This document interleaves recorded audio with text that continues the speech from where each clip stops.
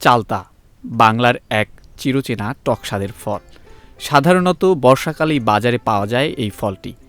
আষাঢ় শ্রাবণ মাসে চালতা গাছগুলোতে ফল ধরে, আর তখনই এটি সবচেয়ে বেশি পুষ্টিকর ও সুস্বাদু হয়ে ওঠে। চালতা কেবল রসনা তৃপ্তির জন্য নয়, এটি শরীরের জন্য উপকারে আসে। এই ফলে রয়েছে ভিটামিন সি, যা শরীরের রোগ প্রতিরোধ ক্ষমতা বাড়ায়। গরম কিংবা বর্ষাকালে সহজে যেসব ভাইরাসজনিত রোগ ছড়ায়, চালতা খেলে তা প্রতিরোধে সহায়ক হতে পারে। চালতা হজমে ভালো কাজ করে। খাবারের পর টক স্বাদের এই ফল খেলে অ্যাসিডিটির সমস্যা কমে এবং পেট থাকে স্বস্তিতে। গ্রাম বাংলার মানুষ চালতা দিয়ে আচার, টক ঝাল বা ভর্তা বানিয়ে খায়, যা শুধু স্বাদেই নয়, পুষ্টিতেও ভরপুর। এতে থাকা অ্যান্টি অক্সিডেন্ট উপাদান শরীরকে করে সতেজ, ত্বক রাখে উজ্জ্বল। তবে চালতা সবসময় বাজারে পাওয়া যায় না। এটি একবারেই মৌসুমি ফল।